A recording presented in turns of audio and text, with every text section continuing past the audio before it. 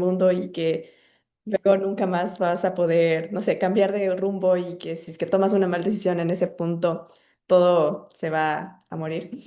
Pero en realidad no es así. En realidad una carrera se construye de muchas decisiones y no creo que exista una decisión que sea la única y la más importante. Creo que a lo largo de la vida cada decisión importa un poquito y un poquito más y un poquito, pero en conjunto van a crear la carrera científica y eso un poco también yo siento que da un poco de tranquilidad a la persona porque si una decisión no tiene todo el valor así tan gigante, entonces va a ser mucho más fácil como que navegar por todas esas decisiones hasta tener lo que en realidad quieres, porque también mucho se toma en cuenta que las decisiones son como en el momento y en el espacio-tiempo que se está y a veces las cosas cambian, la vida toma giros y esas decisiones que tal vez tomaron sentido en ese momento, en el futuro ya no van a tomar sentido. Entonces, con esa frase quería comenzar y como les decía, el propósito de esta charla es reflexionar sobre cómo distintas decisiones van a cambiar la trayectoria de tu carrera y específicamente quisiera yo tal vez no darles mucho así como que miedo de que, ay, no, una decisión va a como que acabar con todo, sino que motivarles a tomar las mejores decisiones posibles y ser bastante estratégico en lo que uno escoge a lo largo de su carrera. Y como estaba mencionándoles antes, la carrera no es lineal. Creo que ya no existe una carrera lineal. Ahorita más bien existe mucha transición. Es muy natural ver a personas que comienzan en una carrera y luego transicionan a otra. Es totalmente normal. Es una decisión válida y también yo siento que da bastante libertad de poder perseguir ciertos gustos y ciertas aficiones que uno tiene, porque uno no solamente se enfoca en una cosa y solo le gusta una cosa, sino en realidad hay muchas cosas que a uno le gusta y que puede explorar y tiene esa libertad de explorar en la vida. Ya, ¿y por qué es importante también esto? Es porque, como les decía, muchas veces los intereses iniciales cambian. Yo hace 10 años tenía intereses completamente diferentes que ahorita y, y sí, o sea, uno a veces podría haber querido hacer una cosa en la carrera al inicio, por ejemplo, no sé, músico, pero luego te apasionó alguna vez que fuiste a alguna conferencia y te hablaron sobre biología, te apasionó el tema y comenzaste a investigar más sobre eso y terminaste haciendo investigación en cáncer, por ejemplo. Y luego después como que todo eso ya algún momento llegó en el que ya no sé, ya no te atrajo tanto y te pasaste y cambiaste completamente y a interesarte en otra cosa, como la matemática, por ejemplo. Entonces siempre hay muchos cambios y eso es bastante importante considerar al momento de tomar tus decisiones. Y también es importante también saber que cada una de esas decisiones abren nuevos universos de crecimiento profesional. Ok, entonces en esta charla yo les voy a contar sobre la trayectoria de mi carrera y voy a ir parando y diciendo comentarios sobre todo esto como tipo consejos para que si es que alguna de estas partes en las que estoy hablando como que les resuena y sienten que están en esa etapa, como que escuchen este consejo, lo tomen en consideración y lo sepan aplicar en su futuro y en el momento en el que están. Entonces, bueno, mi carrera científica comenzó cuando yo estaba en la secundaria. Yo tenía mucho interés en las ciencias biológicas, pero específicamente me gustaba y quería yo trabajar en un laboratorio. Ese era lo que más quería y yo siento que muchas personas en biotecnología comienzan así, comienzan con esa como interés en trabajar en un laboratorio, en hacer experimentos, con todo eso. Y a mí me gustaba en específico la química. No tanto la biología, pero más la química en específico. Luego de eso ya me gradué de la secundaria y comencé a buscar una carrera. Y en realidad yo no sabía que existía la biotecnología hasta que llegué a un laboratorio en una universidad de biotecnología de plantas. Y no sé por qué me atrajo bastante el cultivo in vitro de plantas y sentía que esa podría ser una alternativa a estudiar biotecnología, porque antes tenía pensado estudiar biología nada más, pero como que en biología no sabía si es que hubieran tantas posibilidades de trabajar en un laboratorio, entonces dije, tal vez aquí puede ser la mejor opción en vez de biología, seguir biotecnología. Entonces tomé esa primera decisión de seguir biotecnología Y tras tomar esa decisión, decidí aplicar a un concurso de biología y de biotecnología que se ofrecía en mi universidad, en la San Francisco, y obtuve una beca para estudiar biotecnología, lo cual igual me ayudó muchísimo a financiar mis estudios en esa época. Una vez en la carrera, yo lo que más me interesaba era la investigación y sentía que ese momento era el oportuno para ver todas las posibilidades que existen en la biotecnología. Entonces comencé a rotar por muchos laboratorios, comencé a tratar de meterme en los proyectos de personas que ya estaban en años mucho más superiores y todo. Traté de meterme en todo. Entonces comencé a... Trabajé, por ejemplo, en un laboratorio de biotecnología humana. Estudiábamos las mitocondrias. Ese laboratorio estaba dentro de un hospital en mi universidad. También hubo un tiempo en el que también me estaba interesando la biotecnología vegetal. No estuve en un laboratorio en sí, pero como que sí fue un momento de mi carrera en el que decía, "Mm, qué interesante biotecnología vegetal, voy a investigar de qué se trata, voy a tratar de hacer más proyectos relacionados a esto y todo. Y luego también en microbiología. En microbiología sí hice una estancia en un laboratorio de microbiología y pude ser parte de un proyecto y trabajar más en esa área. Pero la verdad, en cada una de esas como etapas de investigación y saber como que en realidad qué es lo que me gusta dentro de la biotecnología, biotecnología humana no me gustó. Como que en el momento en el que estaba, en el proyecto en el que estaba, se utilizaba mucho animales de laboratorio y me dolía tanto matarles. Entonces, como que no me atrajo y yo sentía que si quiero aportar en la ciencia, no quiero lastimar a ningún animalito. Entonces dije, no, eso no está para mí. En biotecnología vegetal igual también fue como que no me gusta, o sea, me gusta la biotecnología vegetal, pero como que el laboratorio, el ambiente, la cultura de ese laboratorio específico no era tan buena, era mucha presión por publicar, por ejemplo, o por tratar de tener recursos para poder comprar instrumentos de laboratorio, todo eso, y como que esa cultura en sí no me agradaba. Entonces dije, no, creo que no va por ahí tampoco. Y microbiología tampoco, porque sentía que eran muy repetitivos los procesos, como que era, no sé, hacer cultivos en masa, así no sé, 100 platos de cultivo y tratar de que las bacterias crezcan, que las levaduras crezcan, pero en realidad yo quería algo más creativo, quería, no sé, dar más ideas y tratar de tener un proyecto que sea mucho de pensar y de como tener más creatividad. Y no sentía que el laboratorio de microbiología era para mí, por eso. Entonces, después de muchas experiencias como estas a lo largo de mi carrera, encontré algo que sí me gustó y era lo que es biología computacional.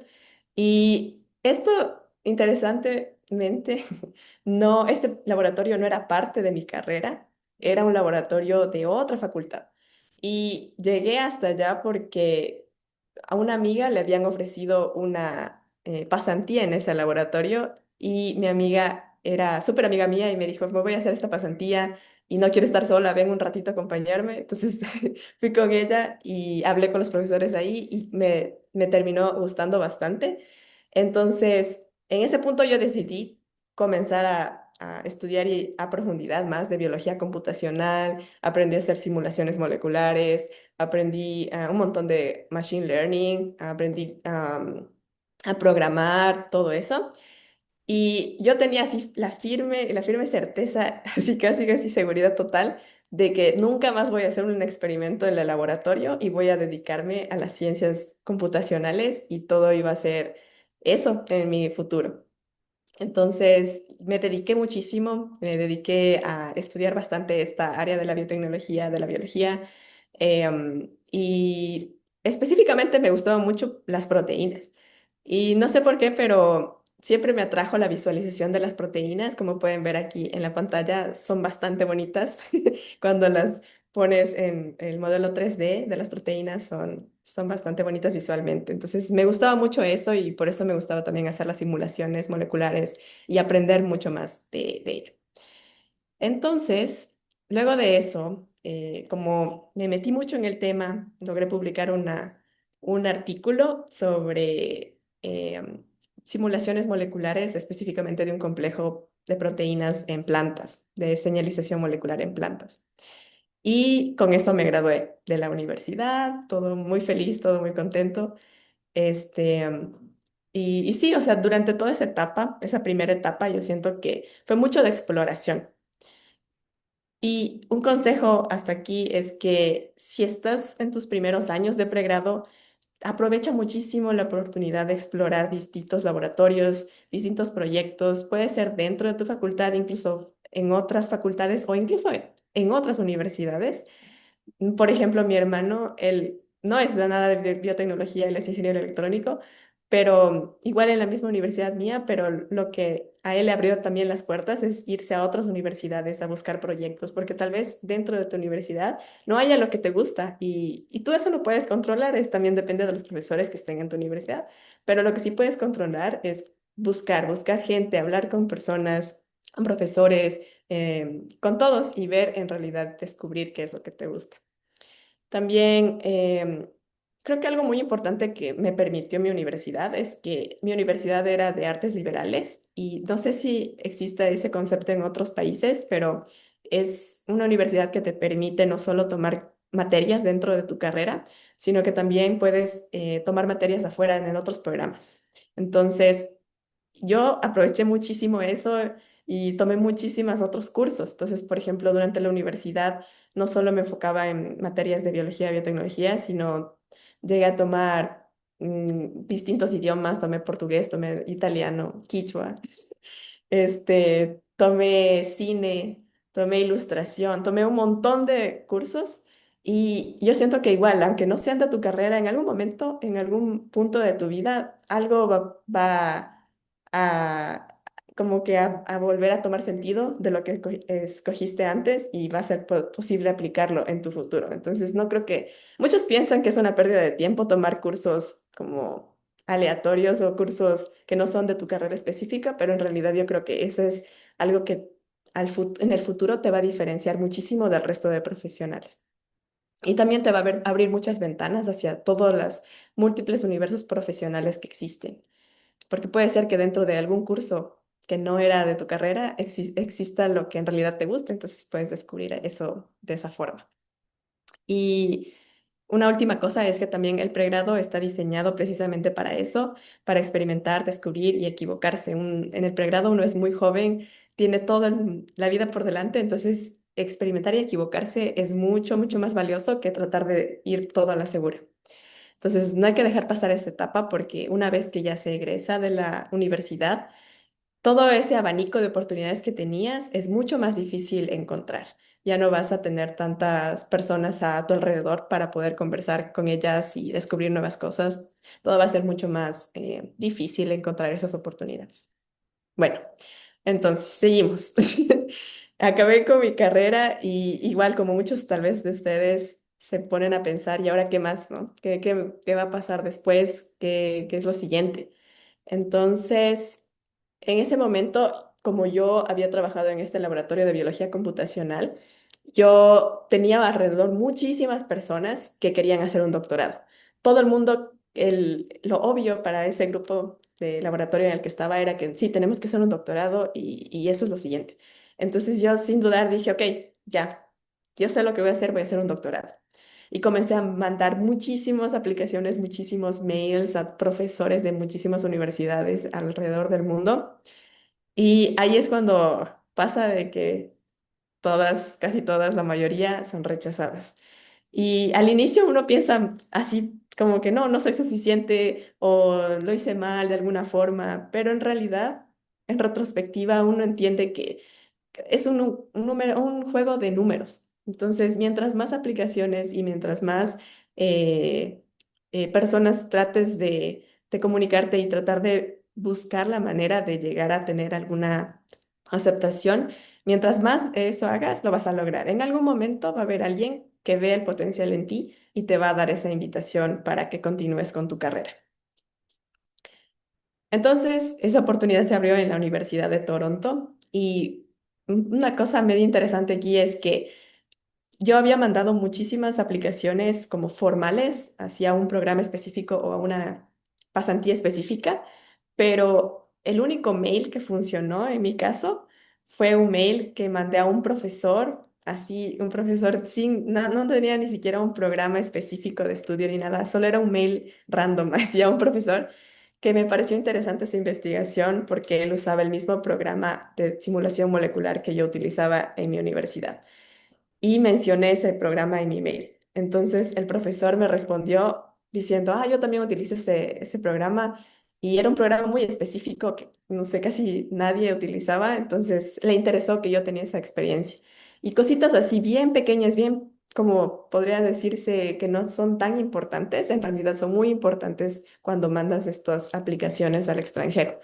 Entonces, cuando uno quiere y decide hacer una aplicación y tratar de entrar en alguna carrera en el exterior, es importante estar preparado con eso, es importante tener un, como, no sé, investigaciones o proyectos ya hechos a lo largo de tu carrera que demuestren que tú puedes trabajar dentro del laboratorio como una persona más dentro del equipo y específicamente diferenciarte también y sobresalir dentro de tanta gente que hay y que todos los días los profesores están recibiendo las sedes. Ah, ¿me escuchan? Sí. Sí, se escucha. Sí, sí, Ah, ok. no sé, silenció un ratito, no sé por qué, pero se te escucha Ah, perfecto. ok. Ok. Entonces, como les decía, hay que estar listos y preparados como con todo lo que uno ha hecho en la anterior, durante el pregrado, para poder escribir estas cartas y poder en realidad sobresalir dentro de la cantidad infinita de cartas que los profesores reciben y que todos estos programas en universidades de alto prestigio reciben. Bueno, entonces, am, luego de eso, entonces viajé desde Quito, desde donde yo vivía, y me cambié, me mudé a Toronto, donde está la Universidad de Toronto. Y aquí también un consejo importante que quería mencionar es que cuando nos graduamos, solemos sentir la presión por seguir estudiando de inmediato o por aceptar la primera oportunidad que aparece, solo por no sentir este vacío de salir del sistema educativo, porque si se ponen a pensar, entramos al sistema educativo a los 5 años y estamos siempre con una estructura de, así, toma esta materia, me gradúo en este año, siguiente año, toma esta materia, me gradúo. Y al final de la carrera ya no, eso no existe, ya te quedas en un vacío y no sabes cuál es tu estructura en realidad. Y a veces muchas personas se dejan tal vez llevar por eso, de no sentir ese vacío y escogen la primera oportunidad que les aparece. Y eso en realidad no es muy conveniente porque, como les decía, todas las decisiones son importantes en la vida, pero tomar una decisión solo porque la presión de otras personas es algo que no se debe hacer.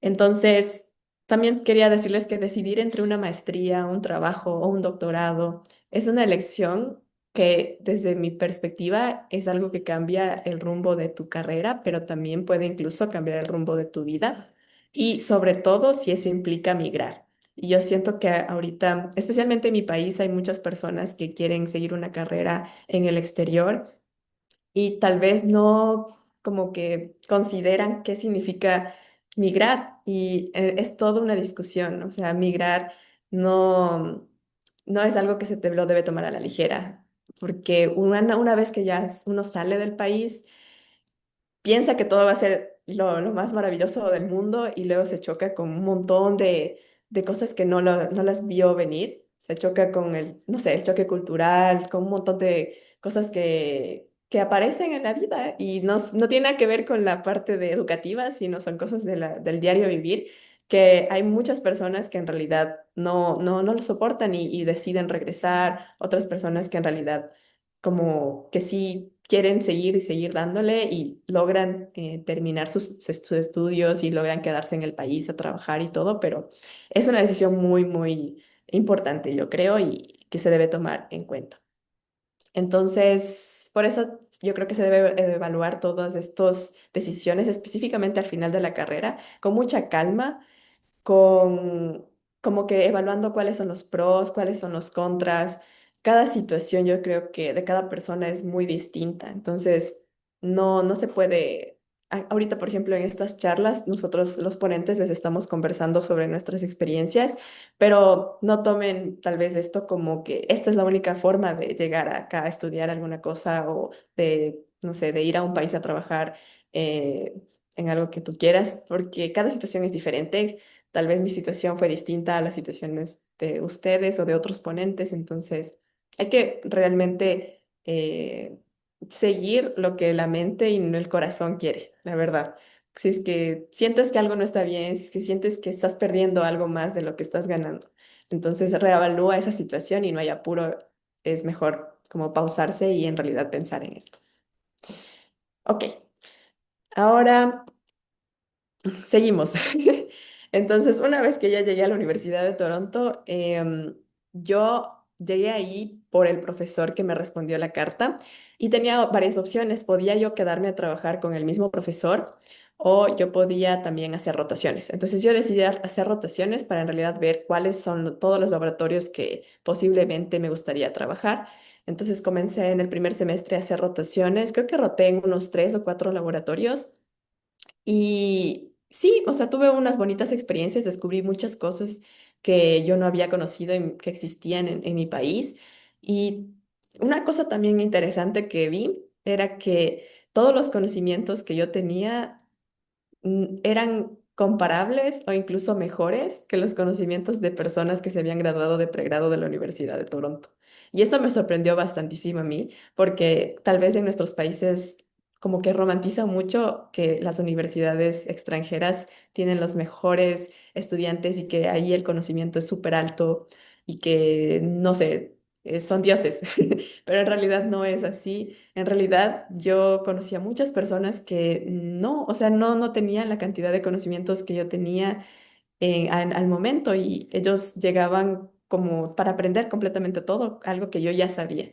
Entonces, es mucho también de sentirse orgullosos, la verdad. O sea, cualquier carrera que hayan seguido en la universidad en Latinoamérica, yo siento que son exigentes en Latinoamérica, bastante exigentes comparado con otros países y siento que hay que sentirse como no inferiores. Eso, un sentimiento de inferioridad no está bien, yo creo, para nadie de nosotros.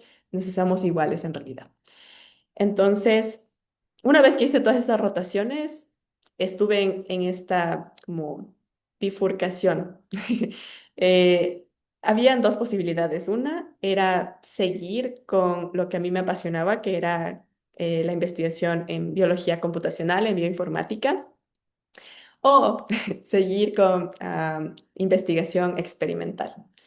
Entonces, yo no sé qué pasó por mi mente en ese momento, pero yo, no sé, decidí escoger la biología experimental. No sé por qué, pero decidí tomar ese camino y creo que en parte, bueno, fueron tal vez como que varias cosas, pero en parte fue que sentía que ya había trabajado tanto en biología computacional, sentía que todo ahí era más como de hacer predicciones y modelos, todo en computadora, pero no sentía nunca cuándo esas cosas, esas predicciones iban a ser trasladadas a la vida real. Entonces dije, esta es la única oportunidad tal vez que tenga de como que en realidad hacer algo real, que no sea solo una simulación en computadora. Entonces, como que tuve ese salto de, como que, de confianza en decir, ok, voy a tratar de hacer algo experimental. Esa fue una de las razones. Y la otra de las razones fue que el laboratorio en el que yo roté, que era experimental, la cultura del laboratorio, la gente era súper amable en comparación con el resto de laboratorios. Había gente que era de mi edad, más gente que era de mi edad. Había el profesor principal, era bastantísimo, estaba al tanto de todos, nos ayudaba, les ayudaba a todas las personas del laboratorio. Entonces yo sentía que iba a ser más apoyada y que no me iba a, como, no sé, a perder si es que escogiese el laboratorio, que iba a estar acompañada siempre y que iba a lograr terminar la carrera. Entonces, igual, es importante no solo ver como que qué es lo que yo quiero estudiar, qué es como que mi interés principal, en mi carrera, pero también es importante ver las personas que están alrededor tuyo, porque es un conjunto de esas dos cosas, yo creo, un balance en sí. Entonces, sí, decidí escoger seguir la biología experimental. Y mi vida se llenó de todo esto. Y pasé, ay no, pasé como 5 años haciendo experimentos sin fin, pasé haciendo un montón de geles, de cultivar proteínas, de extraer proteínas, de cultivar bacterias, por 5 años y medio más o menos. Y la verdad es que al inicio, sí, o sea, me ilusionaba muchísimo aprender todo, porque como les comentaba, yo puramente era solo computacional, no tomaba mucho en serio los laboratorios en el pregrado porque decía yo me voy a dedicar a ser computacional y, y no, fue un crecimiento total desde cero, aprender las técnicas dentro del laboratorio. Gracias a Dios estaba un postdoc que me ayudó durante todo ese proceso, me colaboró mucho, me guió en todas las decisiones igual de específicas del diseño de los experimentos y todo eso. Pero yo siento que en algún punto de durante todos esos 5 años me sentí que no estaba bien, algo no estaba bien. Y creo que fueron tres principales razones en las que dije, No, creo que esto no es para mí". La primera era que en realidad yo veía a las otras personas que trabajaban dentro del laboratorio, que ya eran profesionales como que empleados permanentes, y veía su vida y decía, ok, si me quedo a trabajar aquí en el laboratorio o en cualquier otro laboratorio, mi vida va a ser parecida a esas personas. Y lo que esas personas me contaban, por ejemplo, era que en el ámbito por ejemplo, la estabilidad financiera, que los sueldos de postdocs eran muy bajos, que, no sé, una persona que trabajaba en limpieza podría ganar incluso más que una persona que es postdoc con un doctorado. Me contaban que es muy competitivo llegar a tener a llegar a ser profesor de una universidad en el país, por ejemplo, y que muy poca gente llegaba y que la alternativa era trabajar para la industria, pero igual, aún así, igual es súper competitiva la industria. Y lo veía no solo de mi laboratorio, sino en realidad de muchas personas y también de personas que se graduaban de mi laboratorio y trataban de aplicar a trabajar en la industria, en la academia. Todos se quejaban de la parte financiera, también todos se quejaban de que había mucho como presión sobre sacar resultados, publicar y que siga avanzando la investigación que mucha gente llegaba a un burnout y en realidad el estrés era demasiado que no lo soportaba. Entonces, viendo todas esas cosas, yo decía, yo no quiero que eso me pase a mí, yo no quiero seguir ese camino. Y también una tercera cosa, yo creo que fue que los experimentos, esas 5 años de hacer experimentos, siento que llegan a ser repetitivos en algún momento. O sea, tal vez al inicio uno disfruta porque es algo nuevo que estás haciendo, pero cuando ya estás en la número 100 el gel número 100 ya es como que, ya, de hecho 100 geles ya, como que, ¿qué es la parte creativa de esto? Y uno siente ese tipo de como pensamientos cuando es algo muy repetitivo, o al menos yo lo sentí porque siento que yo soy una persona muy creativa y necesito algo nuevo siempre y tratar y como que me encanta estar pensando en nuevos problemas y todo eso. Entonces, viendo ese panorama, este es el consejo en esta parte que no dejes que tu maestría o doctorado sean toda tu vida. Y eso es algo muy importante. Muchos amigos míos dentro del laboratorio, el laboratorio era todo para ellos. Entonces, no tenían amigos aparte, no salían a ningún lado.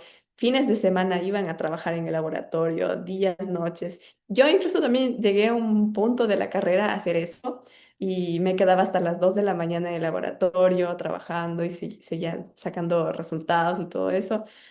Pero no está bien, o sea, en realidad la vida es más compleja que eso. Hay que dedicar mucho tiempo a lo que también importa, ¿no? Nuestra familia, las amistades, salud, muy importante, actividades extracurriculares que te traigan mucha, como que, alegría también, aparte de toda la investigación. Hasta el networking también es importante, yo creo. Y sí, entonces es fácil perderse en los experimentos y la rutina diaria, pero hacer esas pausas para como reflexionar sobre todo lo que has recorrido hasta ese punto y también establecer cuáles son tus prioridades es muy importante. Y también una cosa importante es que al final ser investigador es un trabajo como cualquiera. O sea, no hay que tampoco idealizar en exceso que es la vida súper así, no sé, romantizar mucho el trabajo de un investigador. En realidad es un trabajo como cualquiera y así hay que tomarlo como tal, es un trabajo. Ok, entonces, mientras estaba haciendo mi doctorado, fue que yo ya estaba como un poco ya cansada de todos los experimentos y todo y comencé a buscar nuevas como opciones. Entonces, comencé a hablar con muchas personas en la industria, busqué también oportunidades para hacer workshops en otros tipos de cosas que son como adyacentes a las ciencias biológicas, como la comunicación científica, por ejemplo. Y dentro de esos workshops pasó que uno de ellos fue una ponente, Shiz, como le ven en la pantalla ahí, que es la fundadora de BioRender. Y en ese tiempo BioRender era una empresa muy chiquita, no sé si conozcan, pero BioRender es una de las empresas como líderes en comunicación científica y específicamente comunicación visual científica. Entonces yo fui a una conferencia en un workshop donde ella estaba y fue la primera vez que yo vi sobre la empresa y me pareció súper interesante.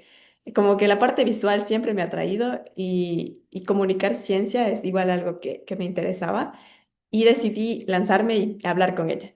Entonces tuve una conversación con Shiz y le dije, estoy interesada en tu empresa, o sea, no sé cómo podría yo ayudarles, yo soy estudiante de doctorado, pero me interesa bastante lo que hacen y si es una pasantía no pagada, no importa, yo quiero tratar de explorar ese camino. Entonces, en ese momento, como les digo, la empresa era bastante pequeña y necesitaban a alguien con conocimiento científico para poder como que avanzar en la empresa y que crezca más. Y en ese momento yo me uní a BioRender como tiempo parcial. Y me uní específicamente para hacer las templates, las figuras que ustedes ven en la aplicación, si alguna vez han usado la aplicación. Y yo fui la primera diseñadora científica que se unió a BioRender y desde ahí también yo comencé a descubrir todo este mundo de la comunicación científica, del diseño científico y en realidad, la verdad, como que me cambió la vida totalmente. Y no sé, o sea, siento que mientras yo hacía mi doctorado y trabajaba en BioRender, siento como fue esa comparación, ¿no? De como que, esta es la vida del investigador, esta es la vida de como comunicación científica. Y cada vez la investigación científica era como que no me llenaba completamente, no, la verdad, no me llenaba completamente y decía como que no, la comunicación científica es algo que me llena mucho más, es algo que tiene mucho más impacto, porque por ejemplo, yo estaba trabajando en una investigación en mi laboratorio sobre un complejo de proteínas específico que modifica el RNA. Y yo decía, ok, estoy trabajando como que 5 años en esto, en algún momento voy a publicar algo, ¿y qué más? Así como que, ¿y qué va a pasar? Y eso, no sé, ¿le va a interesar a alguien? Mientras tanto, en BioRender yo hacía todas estas figuras, especialmente cuando fue la época de COVID. Y yo veía así como que en las noticias salía mi figura y gente me venía y decía, oh, trabajas en BioRender, qué chévere, haces las figuras. Y podía reconocer cuando iba a congresos las figuras de BioRender, las que yo había hecho. Y era como que, wow, esto está en realidad llegando a miles de científicos, estoy ayudando de alguna forma a que ellos también comuniquen su ciencia. Y eso me traía mucho más como reward para mí en comparación con la investigación que yo estaba haciendo. Entonces, luego que ya terminé mi doctorado, me ofrecieron un trabajo para tiempo completo. Eso pasó hace un año. Un año me gradué de mi doctorado y ya, entonces comencé a trabajar en BioRender y ahorita me encuentro como diseñadora científica en la compañía. Y em, yo creo que esa decisión también fue como importante para mí porque sentí que o sea, el amor que uno tiene en las ciencias biológicas no solamente puede ser demostrado o puede ser ejercido dentro de la investigación científica en sí, la investigación de experimentos y todo eso, sino que hay muchísimos como multiversos, ¿no? De posibilidades en las que todavía puedes contribuir a la ciencia desde otra forma y tal vez que de una forma en la que te cause mayor como felicidad y que se acomode también a lo que necesitas. Porque, por ejemplo, yo como migrante, yo vivo ya en Canadá como por 7 años y yo siempre tenía en cuenta y tenía como algo muy importante para mí que cualquier trabajo que yo que esté haciendo tiene que ser flexible porque necesito yo viajar a Ecuador y visitar a mi familia.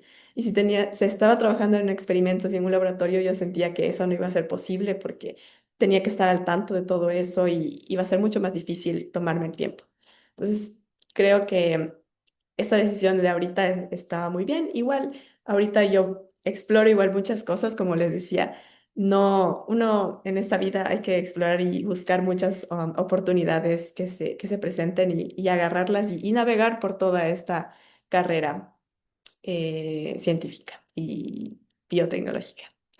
Y así, entonces, esta es como un collage de todas esas decisiones que se tuvieron durante todos estos 10 años que he estado en este camino de las ciencias biológicas, de la investigación computacional, luego de la investigación experimental y finalmente ahorita que trabajo más en comunicación científica.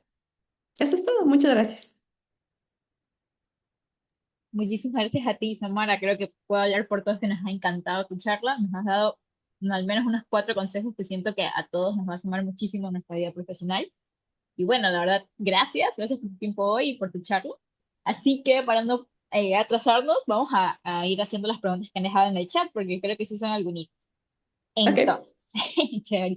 Entonces, mira, Daniela nos pregunta que si hiciste un máster antes de hacer el doctorado o fuiste directo al doctorado. ya, yo hice un doctorado directo. Lo que yo sé es que se puede hacer máster y después doctorado, pero también hay la posibilidad de hacerlo directamente. Entonces, yo escogí la opción de hacerlo directamente porque en Estados Unidos y en Canadá, si vas por la ruta de la maestría primero, se tiende a demorar mucho más. En Europa me parece que es un requisito que tengas una maestría antes de continuar con el doctorado, pero en Canadá y en Estados Unidos no es un requerimiento. Ok, muchísimas gracias. Y también, a ver, Damaris nos pregunta que si tú escogiste la universidad por el profesor con el que contactaste o lo conociste una vez que estabas allá. Y de una vez aquí agrego otra pregunta que nos dejaron en el chat, que nos dicen que muchas veces nos recomienda como conocer primero el laboratorio, conocer primero al que va a ser tu PI antes de entrar o aceptar una oferta, porque al final del día nunca sabes realmente cómo va a ser el ambiente. Evidentemente, vas a pasar muchísimos años metido en ese lugar. Entonces, Ujú. más o menos en ese tema, ¿cómo te fue? Sí, yo un año antes de terminar la universidad, el pregrado, yo hice igual aplicaciones para muchas pasantías de verano. Entonces, al profesor que me respondió a mi mail, con ese profesor yo hice una pasantía en el verano. Y en ese verano tuve la oportunidad de trabajar con él y él de conocerme a mí. Y sí, o sea, él vio mi trabajo y por eso me dio la oferta para entrar a la universidad. Pero es algo muy importante, yo creo, siempre estar, al menos, tal vez no todo un verano, pero tal vez, no sé, ir a visitar al laboratorio, estar ahí un par de semanas, aunque no te paguen, porque la verdad, cuando yo hice esa pasantía fue no remunerada. Yo fui por mis propios medios, pero es una inversión, yo siento, es una inversión que haces para el futuro ya sea porque el profesor te va a conocer lo que haces y te va a dar esa carta de aceptación, porque de otra forma es muy difícil que alguien te abra las puertas sin que tengas ese link con el laboratorio ya específico. Una es esa y la otra es asegurarte que tú te sientas bien dentro del grupo y el equipo de laboratorio. Ok, perfecto. Entonces, bien. O sea, más o menos relacionado con esta línea que estamos conversando, Diego también nos pregunta que, o sea, te admitieron el programa de doctorado en Canadá, ¿tú recibiste alguna visa de trabajo? Él pregunta porque en Europa generalmente cuando alguien es admitido a un doctorado, firma un contrato, recibe un sueldo y se lo considera un empleado de la universidad. Y relacionado con esto, más o menos también nos preguntan si el doctorado fue, o sea, digamos que recibiste alguna beca, alguna subvención o directamente fue, como él menciona, un contrato de trabajo. Ujú. Ya, los doctorados aquí en Canadá, si son doctorados de ciencias, son remunerados, todos. Entonces, cualquier persona que ya entre al programa va a ser remunerada. Y la remuneración, ¿cómo funciona? No me dieron un permiso de trabajo, sino tenía un permiso de estudio y la universidad da parte de esa remuneración y el profesor da otra parte de esa remuneración. Y lo que recibes va a ser como para que tú vivas, la vivienda, los gastos en general, y también para que pagues otros gastos como la matrícula, porque la universidad también tiene matrículas y se debe pagar eso, o el seguro de salud y todo. Pero todo está cubierto por la universidad y por el profesor. Perfecto. Muchísimas gracias, Andy. Igual, bueno, entonces ahorita podemos entrar como que a otra línea de conversación porque hay muchísimas preguntas, más que nada relacionadas a esa nueva área en la que tú te desarrollas, que es el diseño científico, la divulgación científica como tal. Entonces, por ejemplo, Andy nos pregunta que qué programas para diseño científico recomiendas y si crees también que hacen falta más científicos en el área de comunicación, como la ilustración, el periodismo o la divulgación. Ujú. En cuanto a programas, hay dos cosas hay que diferenciar. Una es el diseño científico y comunicación científica y otra es la ilustración científica.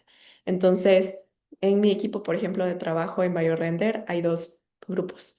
Somos los diseñadores científicos, que somos, eh, no sé, estudiantes de PhD que ya se graduaron y que saben diseñar una figura científica con todos los requerimientos necesarios y que como el mensaje en realidad de la investigación sea muy claro. Y en eso es lo que nos enfocamos, pero también está el otro equipo que es de los ilustradores científicos. Generalmente son gente que tiene una formación de diseño e ilustración y que se enfoca en el área biológica o médica.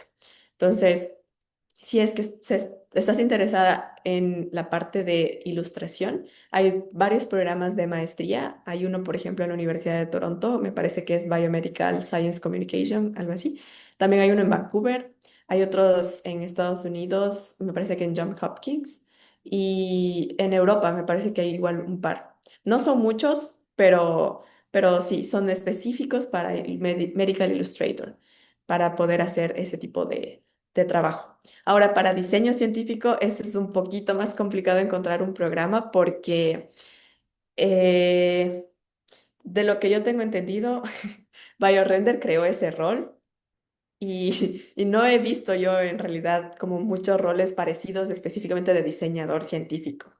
Ahora, para ser diseñador científico, yo siento que más es tratar de, como tú mismo, tratar de autoeducarte en cómo visualizar una investigación de una forma súper clara en una figura. Eso es lo principal. Pero aunado a eso, yo siento que la comunicación científica en sí, como que global, es algo también que se podría aprender y también yo he escuchado que existen programas de comunicación científica en sí.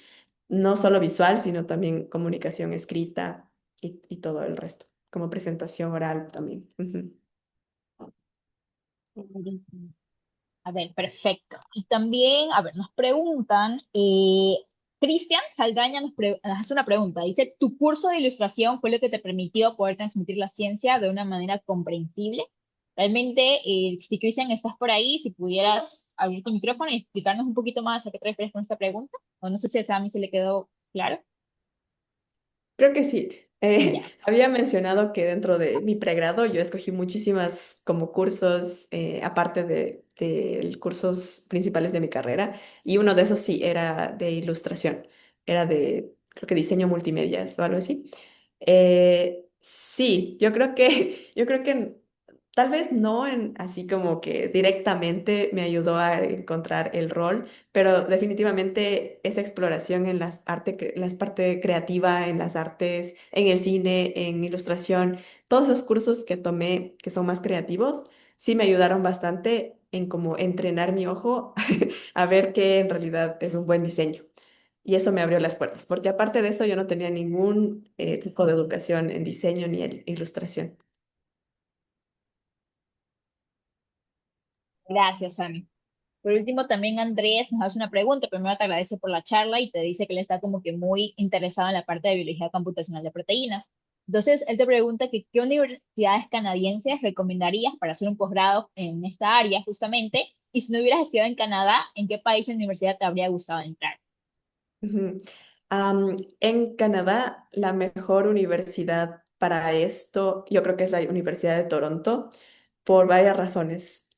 Primero, en Toronto hay el departamento de ciencias computacionales, es uno de los mejores departamentos del mundo en ciencias computacionales. Recientemente, uno de los profesores ganó el premio Nobel por los algoritmos de Deep Learning. Entonces es top, top, top ahí. Y en mi programa de genética molecular, por ejemplo, había una subespecialización que era de biología computacional. Entonces, en esa subespecialización se unían la parte de Computer Science, del departamento de Computer Science, con el departamento de genética molecular para dar las clases y todos los laboratorios de esa subespecialización de mi carrera. Entonces, yo siento que en específico esa podría ser una opción. En Canadá hay otras universidades en Canadá también, por ejemplo, York University también he escuchado, Ryerson también he escuchado, pero en Toronto. De ahí, por ejemplo, ahí afuera en otras provincias, McGill también es súper buena, UBC en Vancouver es súper buena también. Y, y en Estados Unidos, a mí, si no hubiera, o sea, hecho mi doctorado en Canadá, en Estados Unidos yo tenía un laboratorio en específico que me encantaba todo lo que hacían y en el pregrado leía así como que todas las publicaciones de ese laboratorio. Igual recibió el premio Nobel recientemente. Es el laboratorio de David Baker. Es un laboratorio que él trabaja como creando nuevas proteínas y diseñando nuevas proteínas que no existen en la naturaleza. Y creó un programa que se llama Rosetta. Y es como que dentro de lo que cabe en la biología computacional es muy parecido a AlphaFold y es algo así como que súper revolucionario y por eso ganó el premio Nobel recientemente. Pero yo seguí ese laboratorio desde pregrado y me emocioné mucho cuando ganaron el premio Nobel y yo decía así como que si no hubiera estado aquí, hubiera tratado de aplicar a ese laboratorio específicamente. Lo chistoso de eso es que yo por BioRender logré trabajar con ese laboratorio y hacer una infografía de su premio Nobel, que igual está ahí publicada por ahí, pero me gustó mucho esa experiencia también. Increíble escucharte decir eso, Sam. De alguna manera siempre se llega al lugar que uno desea. Exacto. Pero de ahí también para finalizar las preguntas de Andrés, él nos dice que si alguien de la TAM busca mirar a Canadá, empezando digamos que desde cero, que más o menos digamos que fue tu experiencia cuando fuiste al doctorado, o sea, cuánto más o menos tuviste ahorrado? O en otras palabras, ¿cuánto necesitarías para lograr migrar de esta manera, desde Ujú. tu experiencia? Ajá, desde mi experiencia, bueno, como les comentaba, yo antes de comenzar el doctorado hice una pasantía. Entonces, contando con eso, por ejemplo, la pasantía no fue remunerada, entonces yo estuve 3 meses viviendo en Canadá haciendo esa pasantía y yo podría decir que por mes, más o menos se ha de gastar como unos $1,500 por mes. Entonces serían como unos, no sé, unos 4,500, $5,000 por esa pasantía, digamos así. Luego de eso, ya no gasté nada, porque o sea, uno se llega y ya tiene el apoyo económico de la universidad. Entonces todo eso va cubierto y es suficiente para vivir aquí normalmente. Eh, claro que no es así como que puedes vivir así de lujo, ¿no? Pero lo que recibes es suficiente para vivir. Si son gastos extras, por ejemplo, para aplicar, yo tengo entendido que para aplicar a las universidades se debe hacer como, se debe dar un depósito, que también depende del número de universidades, vas a aumentar el costo, ¿no? De cuántas apliques. Pero todos esos gastos mm, son como más como secundarios. Yo podría decir que, no sé, unos $2,000 adicionales para todo eso. Entonces, sí, como no sé, unos $7,000 tal vez. Ajá. Sí, lo importante es escoger un programa que reciba financiamiento. Y como les decía, aquí muchos, o sea, casi todos, nunca he escuchado ningún programa que no reciba financiamiento cuando es nivel doctorado, investigación científica. Ajá. Chéverísimo, ok. Y bueno, Nicole nos pregunta, bueno, nos cuenta un poco de su experiencia, que ella también estuvo en Estados Unidos, en un laboratorio, llegó a sentir que también como que la rutina, todo estaba muy repetitivo, los experimentos que hacía y demás. Y dice que ahorita está terminando su pregrado y que tiene muchas dudas. Y ella te pregunta que dentro de los doctorados, ¿sabes el requisito sacar artículos, o sea, tener artículos publicados? ¿Y cómo describirías tú esa experiencia? Sí, artículos publicados depende de la universidad y del programa. Por ejemplo, en mi programa no era necesario publicar un artículo, pero en la tesis tenías que tener suficientes cantidad de figuras que sea equivalente a un artículo científico. Entonces, eso es en mi programa, pero yo he escuchado de otros programas que en realidad necesitan como requisito el artículo. En esos casos, si es que necesitas de ley sacar un artículo, lo más importante de todo es conversar con tu profesor. Yo creo que eso es esencial para ver los tiempos y en realidad qué es lo que vas a poder hacer para sacar el artículo. Yo en mi doctorado sí saqué un artículo y me pareció infinito. Creo que pasé como, no sé, un año entero solo escribiendo el artículo, así el texto. No, o sea, ya había acabado todos los experimentos, pero en realidad el proceso de publicarlo, eso es lo que demora todo el tiempo del mundo, porque implica mandar al artículo a revisión y se demoran hasta que tengan una respuesta y luego nuevamente mandas para las revisiones y todo eso. Entonces, si es que es algo que te piden en tu universidad, es mejor hacerlo lo antes posible para evitar alargarse. Perfecto, gracias. Igual, bueno, Sofía, Andrés nos preguntan que si tal vez nos podrías ayudar con algún contacto, tal vez algún correo, por si acaso tengan alguna duda, y también si nos podrías compartir tu LinkedIn. Ah, claro. En LinkedIn estoy como Samara Oña. Déjame ver si es que puedo encontrar el link Ahí les puedes mandar el link por el chat y por el también, bueno, chat. tu correo. Y bueno, chicos, la verdad, no sé si alguien más tenga alguna duda, si no hay ningún problema, si quieren abrir su micrófono, pues bienvenido sea. Me parece que ya pudimos abarcar la mayoría de las dudas que se hicieron. Aunque aquí hay una. Angie nos dice que si tienes algún software que recomiendas para la ilustración científica. Sí, yo creo que para ilustración científica Adobe Illustrator es lo que se usa. Y si es que no tiene una licencia en Adobe Illustrator, también hay Inkscape. Sí. Ujú. Ahí les mandé el link de mi LinkedIn. Ahí cualquier duda me escriben nomás.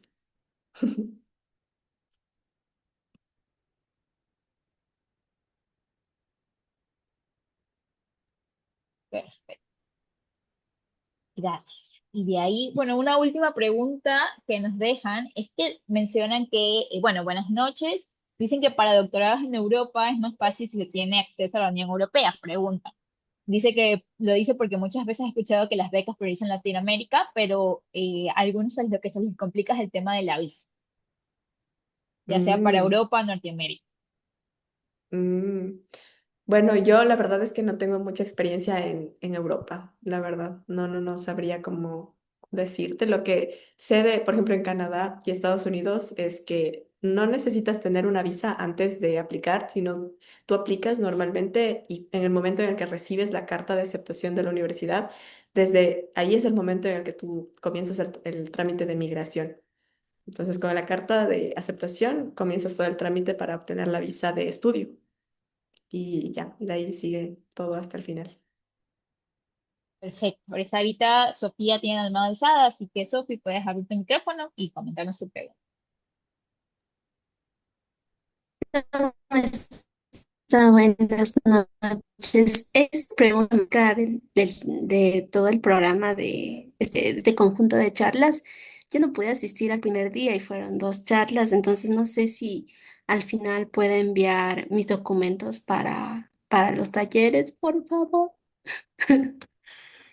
Hola, hola, chicos, ¿cómo están? Bueno, yo también voy a responder esa pregunta y bueno, creo que algunos ya me vieron las sesiones pasadas. Hemos estado teniendo un poquito de inconvenientes porque tuvimos una afluencia masiva de inscritos y estábamos que cambiamos de cuenta a cuenta, entonces ha causado un poco de conflictos.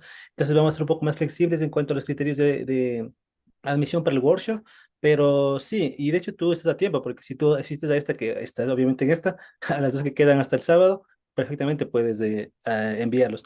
Ahora, claro que sí, lo importante es que lo envíen con tiempo para que nuestros mentores puedan analizar y escoger, porque no se va a escoger, es imposible que podamos revisar toditas, y de hecho también sería mal, porque un feedback superficial no va a ser muy bueno para la persona. Entonces serían como un poco más en el hecho de ejemplificar qué cosas estamos haciendo bien, qué cosas estamos haciendo mal y cómo podemos mejorar. Entonces como una revisión en vivo de algunos ejemplos. Perfecto. Bueno, bueno, entonces chicos, si realmente nadie más tiene alguna consulta, alguna duda, ya son las 8 de la noche, así que hemos cumplido con nuestra hora. Sí, bueno Eh, chicos, por último, prendan sus cámaras porque queremos sacar también como una fotito del evento. Por favor, hay que nos ayude Vale o Josué tomando la fotito. Enciendo sus cámaras y como saben, es un gusto contar con ustedes y más que todo siento que generalmente los proyectos o los eventos es como que al inicio empiezan y van decreciendo en intensidad, pero en esta ya vamos subiendo. Cada vez nos vamos con historias más increíbles y eso es absolutamente maravilloso porque nos permite ver que como latinos, como nos decía Samara, no necesitamos inferiores, podemos hacer grandes cosas. Entonces, eso chicos, y sonríen para la foto.